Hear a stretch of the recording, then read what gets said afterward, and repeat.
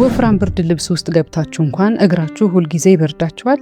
በቆዳችሁ ላይ የሚታዩ የደም ስሮች፣ የቁርጭምጭሚት ማበጥ እግራችሁ ይከብዳችኋል? ይደክማል ወይስ ይደነዝዛል? አንድ የሚገርም እውነት ልንገራችሁ። ደም የሚረጨው ልባችን ብቻ አይደለም። የእግራችን ባት፣ ጡንቻዎቻችንና የደም ስሮች ልክ እንደ ሁለተኛ ልባችን ሆነው ያገለግላሉ። ነገር ግን የተሳሳቱ ምግቦች የምንመገብ ከሆነ የእነዚህ የደም ስሮች ፍሰት እናደፈርሰዋለን። በዚህ ቪዲዮ ውስጥ የደም ስሮችን የሚያሰፉ እስከ እግራችን ጣት ድረስ ጥሩ የደም ዝውውር እንዲኖር የሚያደርጉ ምርጥ ምግቦችና መጠጦች እናያለን። አብረን የደም ዝውውራችን እናስተካክላለን። ሰላም፣ እንኳን ወደ ሀበሻ ፋርማሲስት በሰላም መጣችሁ። እኔ ፋርማሲስት ሮማን ነኝ። በእግራችሁ ጣቶች ላይ መደንዘዝ፣ በቆዳችሁ ላይ የሚታዩ የደም ስሮች፣ የቁርጭምጭሚት ማበጥ ወይም ለ20 ደቂቃ ብቻ በቆማችሁበት እግራችሁ ከልክ በላይ የደከመበት አጋጣሚ አለ? ብቻችሁን አይደላችሁም። በየቀኑ በሚሊዮኖች የሚቆጠሩ ሰዎች ዝቅተኛ የእግር ክፍል ደካማ የደም ዝውውር ይቸገራሉ። ይህ ነገር ከማንኛውም የሰውነት ክፍል ይልቅ በእግር ላይ ለምን ይበልጣል? ሁሉንም ነገር የሚመጣው ከመሰረታዊ የተፈጥሮ ህግ ነው። ይህ የሚሆነው የስበት ኃይል ወይም ደግሞ ግራቪቲ ነው። ልባችሁ አዲስና በኦክሲጅን የበለጸገ ደም እስከ እግራችሁ ጣቶች ድረስ ረጅም ርቀት መግፋት አለበት። ነገር ግን ከባድ ክፍል የሚመጣው ከዚያ በኋላ ነው። የደም ስሮቻችሁ ደሙን ሙሉ በሙሉ ወደ ላይ ወደ ልብ ለመመለስ ከስበት ኃይል ጋር መታገል አለባቸው። የደም ስሮቻችሁ ጠንካራ፣ የጠበቡ ወይም ደግሞ የተደፈኑ ሲሆኑ ደም በታችኛው እግራችሁ ላይ መከማቸት ይጀምራል። ለእግር መኮማተር፣ ለማበጥና ለተደጋጋሚ ድካም ይዳርጋል።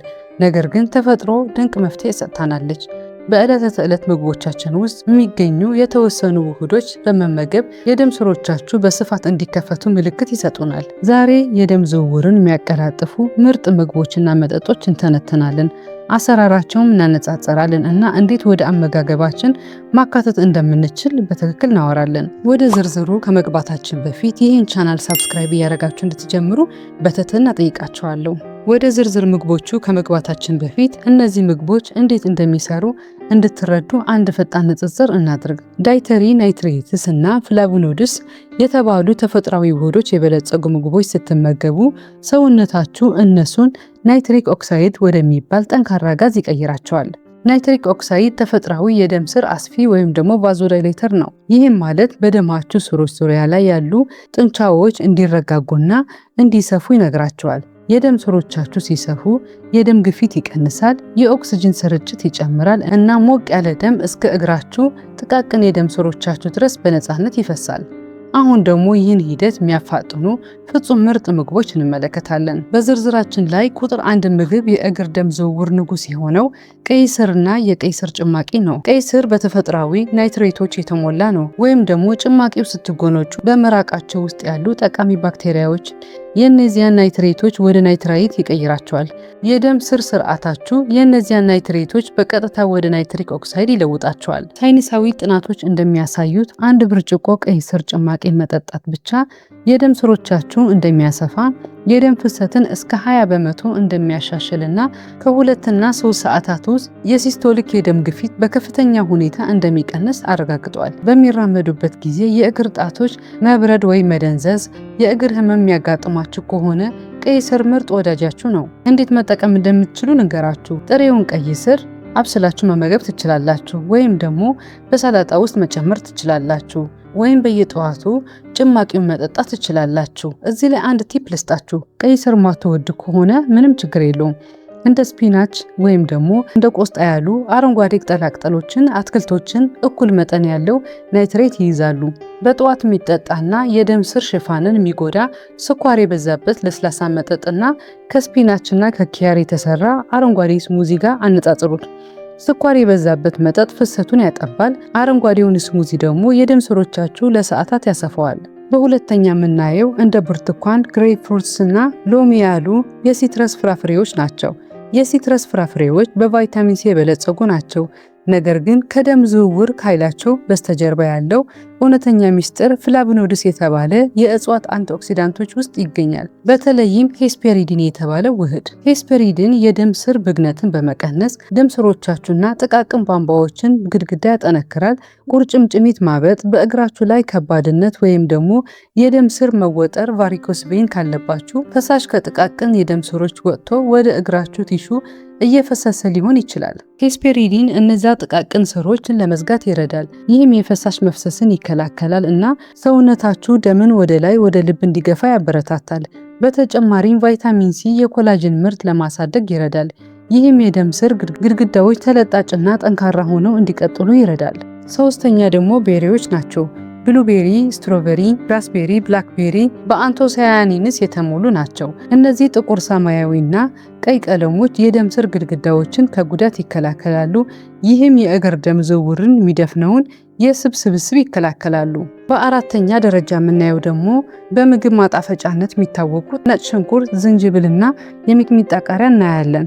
ከነጭ ሽንኩርት እንጀምር። ጥሬ ነጭ ሽንኩርት ሲፈጭ ወይም ደግሞ ሲከተፍ አሊሲን የተባለ የሰልፈር ውህድ ይለቃል። አካሉ አሊሲን የደም ስሮችን ያረጋጋል፣ የደም ሴሎችን እንዳይደባለቁና እንዳይጣበቁ ይከላከላል። የተጣበቀ ደም በእግራችሁ ውስጥ በዝግታ ይጓዛል። ለስላሳና ፈሳሽ ደም ግን በቀጥታ ይፈሳል። ቀጣዩ ደግሞ ዝንጅብል ነው። ለሺህ ዓመታት በባህላዊ ሕክምና ውስጥ ዝንጅብል እንደ ተፈጥሯዊ የደም ዝውውር ማነቃቂያ ሆኖ ሲያገለግል ቆይቷል። ዝንጅብል ጂንጀሮልስ እና ሻጋኦልስ የተባሉ ንቁ ውህዶች ይይዛል። እነዚህም የደም ስር መከፈትን ያበረታታሉ፣ በሰውነት ውስጥ ቀላል የማሞቅ ስሜት ይፈጥራሉ። በመጨረሻው ደግሞ እግራችሁ ጣቶች ድረስ ፈጣን የማሞቅ ስሜት ከፈለጋችሁ ካይን ፔፐር ወይም ደግሞ ሚጥሚጣ በአፋችሁ የሚያቃጥለው ካፕሳይሲን የተባለ ኬሚካል ይይዛል። ካፕሳይሲን የነርቭ ስሮችን ያነቃቃልና የደም ስሮቻችሁ በፍጥነት የሚያሰፋ ውህዶችን እንዲለቀቁ ያደርጋል። በጥቃቅን የእግር ደም ስሮች ውስጥ ያሉ ትንንሽ መዘጋቶች ለማጽዳት ይረዳል። አጠቃቀሙ በጣም ቀላል ነው። የተፈጨ ነጭ ሽንኩርት በዕለት ተዕለት ምግባችሁ ውስጥ ጨምሩ። ከሰዓት በኋላ ደግሞ ሞቅ ያለ የዝንጅብል ሻይ ጠጡ። በሌላው ምግባችሁ ውስጥ ደግሞ ካይን ፔፐር ወይም ደግሞ የሚጥሚጣ ቃሪያ አካትቱ። አሁን ደግሞ ስለ መጠጦቹ እንነጋገር። ደማችሁ ካለምንም ችግር እንዲፈስ ከፈለጋችሁ የምትጠጡት ነገር ከምትበሉት ነገር ጋር እኩል ወሳኝ ነው። መጠጥ ቁጥር 1 ደግሞ የሮማን ጭማቂ ነው። ሮማን በአንቲኦክሲዳንቶችና በናይትሬቶች የበለጸገ ነው።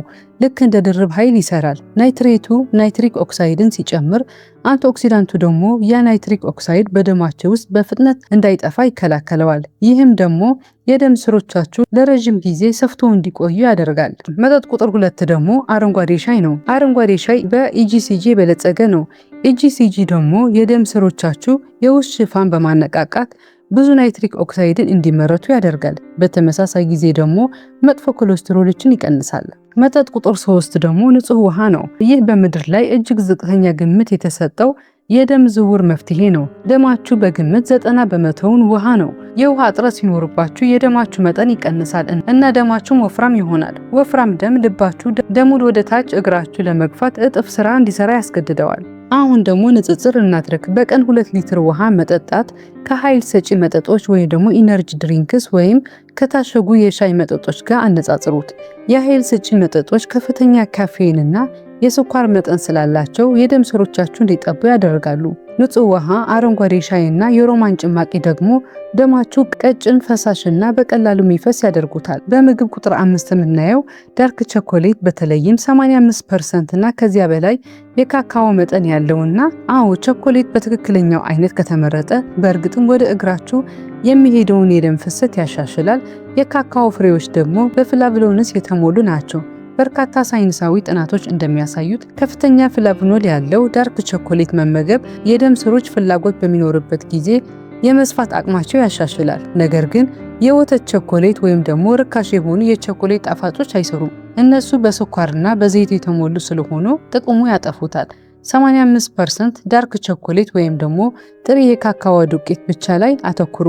ዳርክ ቸኮሌት ከአንድ እፍኝ ዋልናት ወይም ደግሞ ለውዝ ወይም አልመንድ ጋር አዋህዱት። ዋልናቱ በአልፋ ሊኖሌኒክ አሲድ እና በአል አርጊኒን የበለጸገ ነው።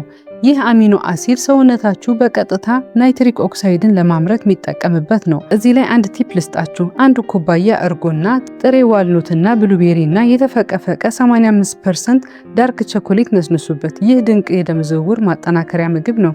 ወደ አመጋገብ ለውጥ ከመሄዳችን በፊት እዚህ ላይ አንድ ጥያቄ ልጠይቃችሁ። የእግር መብረድ፣ መክበድ ወይም ደግሞ ቁርጭምጭሚት አካባቢ ማበጥና መደንዘዝ ስሜት አላችሁ ወይ? ኮሜንት ላይ ጻፉልኝ። እጅግ ወሳኝ የሆኑ የማስጠንቀቂያ መረጃዎች ልስጣችሁ። ተፈጥሯዊ ምግቦች ለአብዛኛው ሰዎች እጅግ ጥሩ ቢሆንም ጠንካራ መድኃኒቶች በመሆናቸው በተወሰኑ ሁኔታዎች ላይ ጥንቃቄ ያስፈልጋል። አንደኛው የደም ማቅጠኛ መድኃኒት የምትወስዱ ከሆነ እንደ ዋርፋሪን ያሉ የደም ማቅጠኛ መድኃኒቶች የምትወስዱ ከሆነ ወይም ደግሞ በየቀኑ ከፍተኛ መጠን ያለው አስፕሪን የምትወስዱ ከሆነ የነጭ ሽንኩርት፣ የዝንጅብል ወይም ደግሞ አረንጓዴ ቅጠላቅጠሎችን አጠቃቀም ከመጀመራችሁ በፊት ከሐኪማችሁ ጋር ውሩበት። ደምን በተፈጥሮ የሚያቀጥኑ ምግቦችን ከታዘዘ መድኃኒቶች ጋር ተደራርበው የመጎዳት ወይም ደግሞ የመድማት አደጋ ሊጨምሩ ይችላሉ። በሁለተኛው ደረጃ የደም ግፊት መድኃኒቶች የምትወስዱ ከሆነ ከባድ የደም ግፊት መድኃኒቶች ላይ ካላችሁ በየቀኑ ከፍተኛ መጠን ያለው የቀይ ስር ጭማቂ መጠጣት የደም ግፊታችሁ በጣም እንዲቀንስ ሊያደርግ ይችላል። ይህም በሚቆምበት ጊዜ የማዞር ስሜት ያመጣል። የአመጋገብ ለውጦች እንደ እግር መብረድ ወይም ደግሞ ድካም ላሉ ቀላል የደም ዝውውር ችግሮች ድንቅ ናቸው። ነገር ግን ከሚከተሉት አንዱ ካጋጠማችሁ ወዲያውን ወደ ሕክምና እርዳታ አግኙ። አንደኛው በአንድ እግራችሁ ላይ ብቻ ህመም ወይም ደግሞ መቅላት ያለው ድንገተኛ ማበጥ ከተከሰተ ዲፕ ቬን ትሮምቦሲስ ሊሆን ይችላል። ሁለተኛው ደግሞ በሚራመዱበት ጊዜ እጅግ በጣም ከባድ የሆነ የእግር ህመም ከኖረና ሲያርፉበት ወዲያውን የሚጠፋ ከሆነ ይህ የደም ስር መዘጋት ወይም ደግሞ ፕሪፌራል አርተሪ ዲዚዝ ምልክት ሊሆን ይችላል። ወዲያውኑ ቼክ ተደረጉት። ሌላው ደግሞ የማይድኑ ቁስል ካለ በታችኛው እግር ወይም ደግሞ እግሮቻችሁ ላይ ጥቁር የቆዳ ቀለም መለወጥ ከተከሰተ ወዲያውን ሐኪማችሁን አናግሩ። ሁልጊዜ ከጤና ባለሙያዎች ጋር አብራችሁ መስራት እንዳትረሱ። ለማጠቃለል ያክል በእግሮቻችሁ ላይ ያለው ደካማ የደም ዝውውር አብሯችሁ የሚኖር ነገር አይደለም። በሚቀጥለው ምግባችሁ በመጀመር የደም ስሮቻችሁ ጤና መቆጣጠር ትችላላችሁ። ናይትሪክ ኦክሳይድን ለመጨመር ቀይ ስር፣ ስፒናችና አረንጓዴ ቅጠላቅጠሎችን ይመገቡ። የደም ስሮችን ለማጠናከር ብርቱካን፣ ሎሚና ቤሪዎች ይመገቡ። ጥቃቅን ስሮችን ለማሞቅ ምግባችሁ ላይ በነጭ ሽንኩርት፣ ዝንጅብልና ካይን ፔፐር ወይም ደግሞ የሚጥሚጣ በርበሬ ተጠቀሙ። ደማችሁ ቀጭን እንዲሆን ከፈለጋችሁ በቂ ውሃ መጠጣት፣ የሮማን ጭማቂ፣ የአረንጓዴ ሻይ ሰውነታችሁ እርጥበት ይጠብቃሉ። ከላይ ካየናቸው ምግቦች የትኛው ለመጀመር አሰባችሁ? ኮሜንት ላይ ጻፉልኝ። ይህ ቪዲዮ ጠቃሚ ሆኖ ካገኛችሁት እባካችሁ አሁኑኑ ሰብስክራይብ አድርጉ፣ የደውል ምልክቷንም ተጫኑ። አዳዲስ ቪዲዮዎች በምሰራ ሰዓት ቅድሚያ ይደርሳችኋል። እንዲሁም በእግር ህመም ለሚቸገር ወዳጃችሁ ሼር ያድርጉለት። እናም ላይክ ማድረጋችሁ እንዳትረሱ። በሚቀጥለው ቪዲዮ እስክንገናኝ ሰላም ሁኑልኝ።